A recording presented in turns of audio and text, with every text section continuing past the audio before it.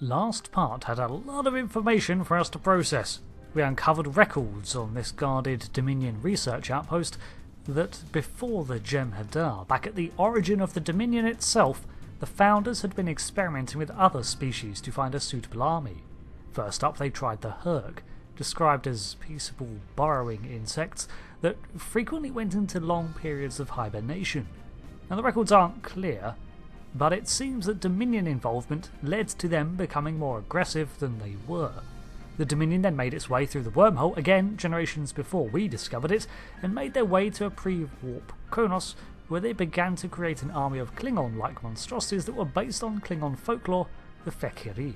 The Hur'q then pursued the Dominion 2 Kronos, ending up spread all over the Alpha Quadrant in hibernation, and the Fek'ihri 2 faded into Klingon mythology. Ambassador Odo seems genuinely unaware of all this history, saying that the founders are still hiding things from him even after his return to the Link, but with the stunt he pulled into recruiting us into this war, well, we're still having doubts about his sincerity. We must be close to the core. Hope we don't have to leave in a hurry. There's no way our ships can lock onto us down here with transporters. Oh great, that is something I have only just this second realised, thank you for that. Yeah, not great. Tell me about it. Let's stay focused on the mission. Now that we're closer to the signal, I'm getting better readings on my tricorder. I'm no doctor, but I'm pretty sure everything that came online down here has some sort of medical purpose. Oh no, we're going to find a scary Dominion research lab. Anything else you'd like to share? I'm still uncertain about Odo. I need to be sure he's still not a part of all this. Yeah, I can understand that. Well, I mean, I don't really know him that well, but you served with him for years, so what are your concerns, Captain? The Odo I knew wouldn't have risked Bajor like that. This Odo seems arrogant and reckless, even dangerous. I mean, that's hard for Hale here to comment on. He doesn't know any different. But as a Trek fan, this is the sort of thing I could see Odo doing, were he deprived of a human connection, or in this case, a Bajoran one.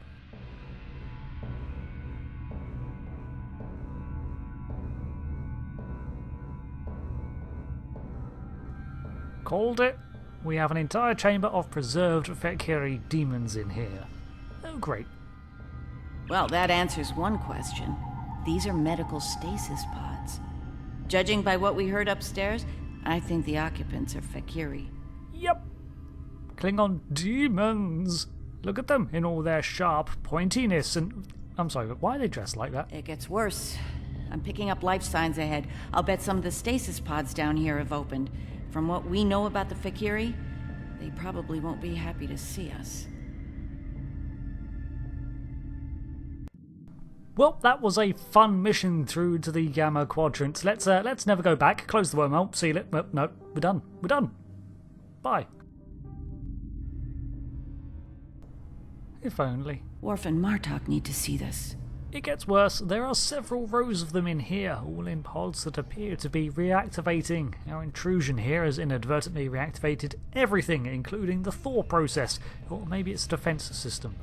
Point being that our clock just got accelerated. These Fek'ihri, to reiterate, are made from selected Klingon genes spliced together through the Founder's vast understanding of genetics to create these forms. They've got similar cranial ridges to the Klingons, and then maws like anglerfish filled with needle-like teeth. For some reason, either their scales resemble minimal armour and a loincloth, or the Dominion dressed them like that, in which case, what Klingon research materials did they learn from once again?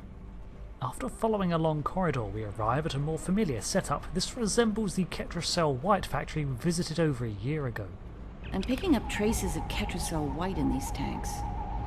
The Dominion probably manufactured it here to keep the Fek'ihri in line, and took it with them when they left the facility. So, we have a station full of angry Fek'ihri with no way to pacify them. You know, I presumed we were going to have to fight them anyway, so... yeah. It is interesting to see, however, that the Ketracel White method of control predates the Jem'Hadar. I've been under the assumption that Ketracel was removed from the Jem'Hadar genome in order to regulate them, but it looks like it's a dependency that was introduced into their biology. We've got company, and they don't look friendly. Ah, Fek'ihri. The Fek'ihri we first meet are a mixture of hordelings, acid-spewing, hunched, gangly, bounding buggers that charge and smash us with mindless attacks, alongside these Ravagers, the female forms that are physically stronger, faster and more agile, and on top of this they can actually siphon health from you to heal their own wounds. We're lucky there were only a few of them. I don't want to be around if all of these Fek'ihri wake up. Let's see if we can find some way to keep the rest of these pods from opening. I say we grab all of these crates and stack them against the doors. What, no better plan? What? I'm sorry, I studied tactical, not engineering. Speaking of which, more of these demon spawn attack us. Usually it's the hordelings that reach us first, their bloodlust driving them ahead of the crowds.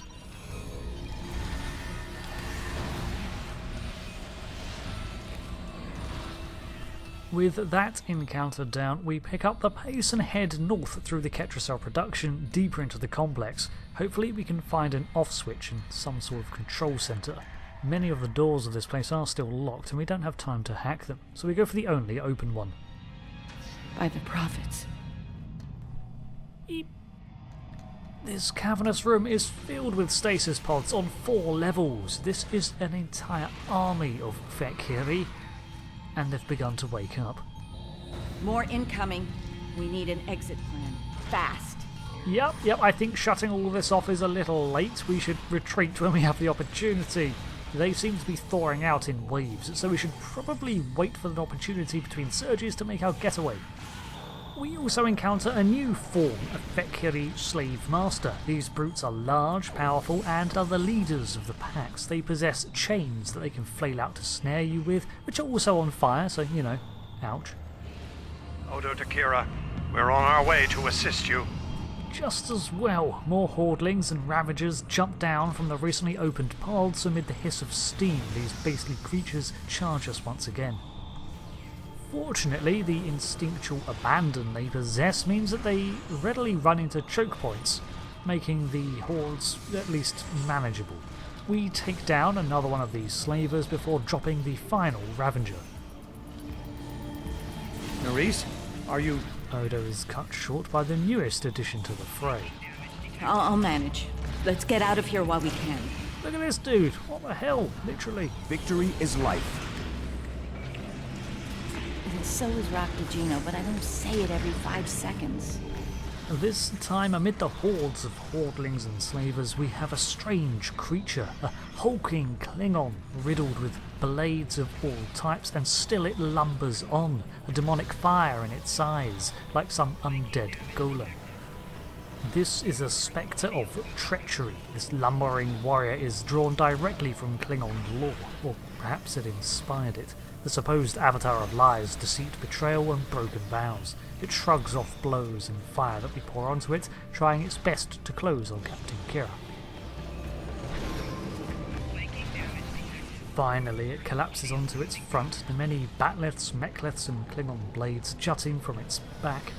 Did the Dominion have those? Or was this Fek'ihri simply whisked away from Kronos by the Founders, complete with its wounds? I think we've worn out our welcome.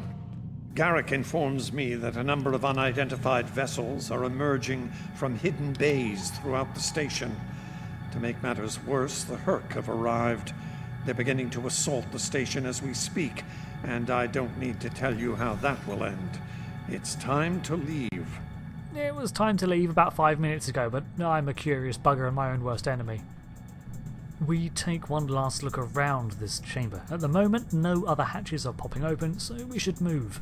However, from what Odo reports, the Fek'ihri have ships that are launching, and we've not seen anything like that, so clearly there's far more to this Dominion facility than even this vast chamber. There are also the pods we passed on the way in, which I'm betting are probably open. Let's move quickly but carefully. Looks like the Hur'q followed us down here. We run to the edge to peek over and sight them below. Wonder what they want in here. I don't know. We came here for research materials on them. Perhaps they followed us? Maybe the Dominion have one of those Hur'q luring beacons here? Or perhaps it's an effort to deny us intel, although the Hur'q don't really do tactics. The insects charge us, a small group of attendant swarmers and 2 of the actual Hur'q. I'd ask how they got in so quickly, but the Hur'q just tend to crash their vessels into a structure and then board it. a violent but rapid form of intrusion.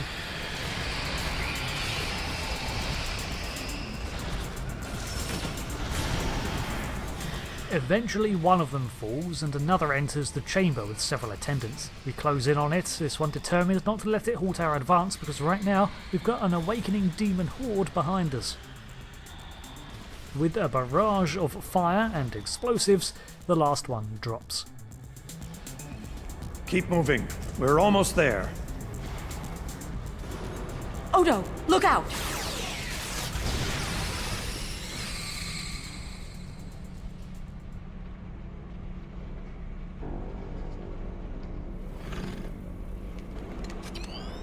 Hold your fire. I think it's trying to communicate.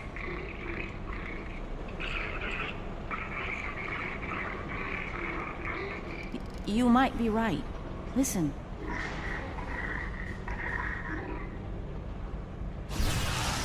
What the... Wayoon. Are you insane? Kira's shot missed the Hur'q but struck this tank of Ketracel, which then doused the creature. But it was definitely trying to talk? Wayoon, could you not have waited 5 seconds? I'm relieved to see you well. It's fortunate we arrived when we did. A moment later, and that creature would have attacked the Founder. I don't think so. It had a good 15 seconds to attack the Founder. It did not. Odo wasn't in any danger, Wayoon. That Hur'q was peaceful. It was trying to communicate with us. That's your opinion. Mine is that a Founder was in danger of being attacked by a member of an aggressive species. My duty was clear, as is my conscience. We're wasting time here, Captain. The station is on the verge of being overrun by the Hur'q. If you want to communicate with them some more, you're free to do so, but I recommend we leave immediately. You're right, and I don't like it. I can see things from his perspective. If Wayoon had literally just entered the room, seen Odo, hands raised, and a Hur'q only feet from him, but something about that thing felt off. The timing, maybe. As we reach the end of the corridor, we hear a lot of screaming from Hur'q and Fek'ihri. The two ancient creations of the Dominion have found one another, it seems, and are tearing each other apart. Yeah, I don't really want to enter this room. Limbs are literally flying everywhere. Oh, no, okay, well, I guess we're going in. Or through. I'm going through. Goodbye. Yep, no, screw this. I order through the rest of the squad, hoping that we only have to make it to the exits, but unfortunately this is one of those scenarios where the game's like you have to kill everything before you can proceed. Personally, I think this would have been a far more tense scenario if you didn't, and you just had to run away as just endless hordes of Fek'ihri and Hur'q attack each other, and you just have to escape the turmoil in between. Nevertheless, we prevail and we all make it to the exit, ready to leave this accursed station. Once we return to the upper levels, we will be able to beam up and leave this place. Are you ready to return? Yeah. Glad you could join us. As you can see, the situation here has become rather combustible.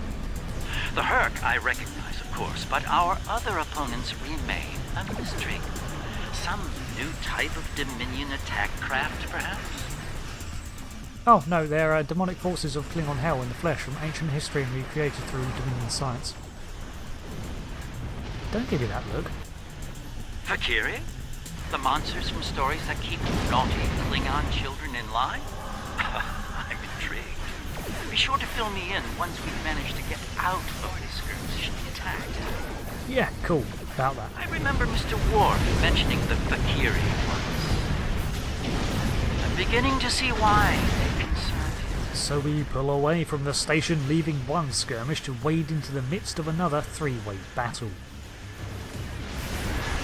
These Fek'ihri ships are tough for ancient relics. The larger Fek'ihri vessels are Farang dreadnoughts. As you'd expect from a dreadnought, it packs a punch but is slow moving. A cool touch is that the Fek'ihri vessels all trail fire, like some form of poorly maintained plasma wake which gives them a hellfire-ish appearance. Alongside these are countless Birjai frigates, smaller attack craft, although if the Fek'ihri all they do is attack, but whatever. There are also long, barge-like Goktad carriers, which themselves act as launching platforms for smaller frigates. Some even launch spectral forms that are supposedly the enslaved souls bound for gre'thor. These vessels closely resemble the myths of the Barge of the Dead.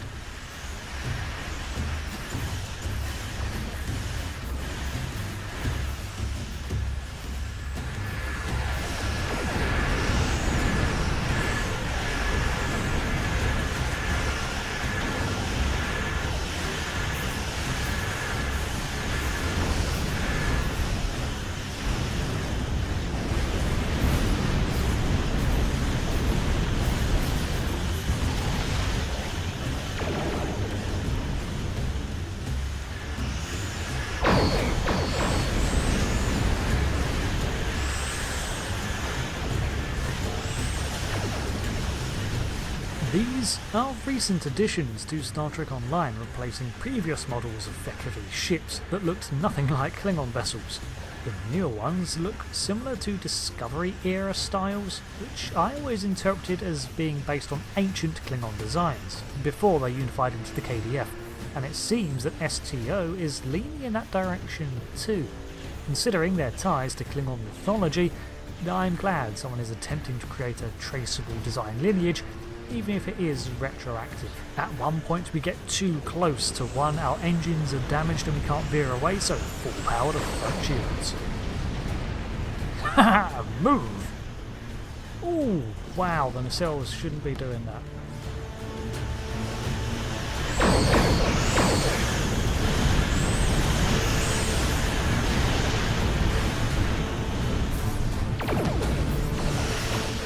You can tell from the pitch of the energy fire who is left, as the higher pitch whines of the Hur'q weapons take precedence over the deeper phaser and plasma fire. We can tell that the insectoid ships are winning out over all.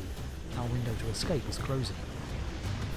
The last of the Fek'ihri vessels is the arrow-shaped Sator warship, of which there are several.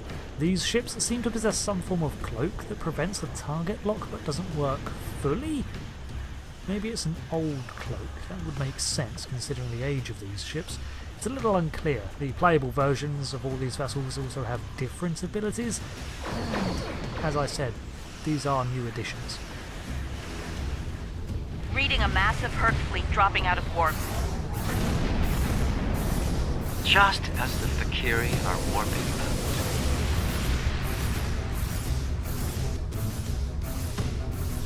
Looks like the Fek'ihri are pursuing the better part of valor. Can't say I blame them. There's a lot of Hur'q out there. Indeed, I think we should follow suit before the Hur'q's dubstep lasers are turned on us. The Hur'q seem to be distracted.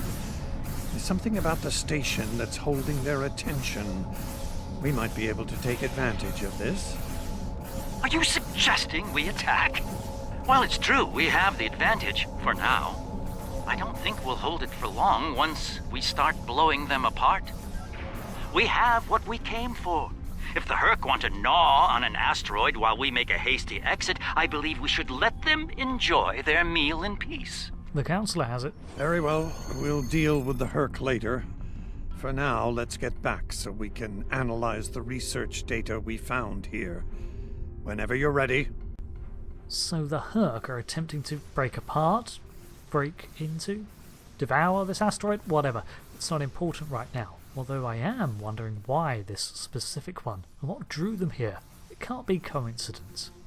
We choose not to linger for too long pondering this, and our strange encounter with the Hur'q that tried to talk. Instead, we take the data we did recover, which was not an insubstantial amount, and warp out of the system, bound for DS9 once more. The Founders never disappoint, do they? Learning their role in the creation of Klingon mythology was alarming, to say the least. I can't help but wonder what other secrets we'll learn once those ancient data files are restored. I'm afraid I have bad news to share. I reviewed your encounter with that peaceful Hur'q, and my universal translator analysis is clear. It was trying to communicate. It was asking for help. One thing is certain. The Founders won't forget our act of defiance. We should all be on guard from now on. Our uneasy peace with the Dominion could unravel all too soon. So, after filling in the others with what has transpired, Garrick may have the right of it. We only recently learned that the Dominion is not as whittled down as we thought. They still have considerable might and are choosing not to employ it. Instead, I can't help but notice we're dealing with their enemy for them, expending the Alliance's resources instead of the Dominion. Now we learn that the Dominion may have been responsible for the Hur'q in the first place. No evidence yet, but I bet when we decrypt those data files, all fingers will point to the Founders. They tried to use the Hur'q as soldiers, failed, turned to the Fek'ihri, failed, before finally making the Jem'Hadar. These creatures, wrought from Klingon DNA, were disregarded because they failed to take to the Ketracel White. Instead, a wily Klingon warlord from the time of Kalis, named Molor, managed to utilise them on Kronos.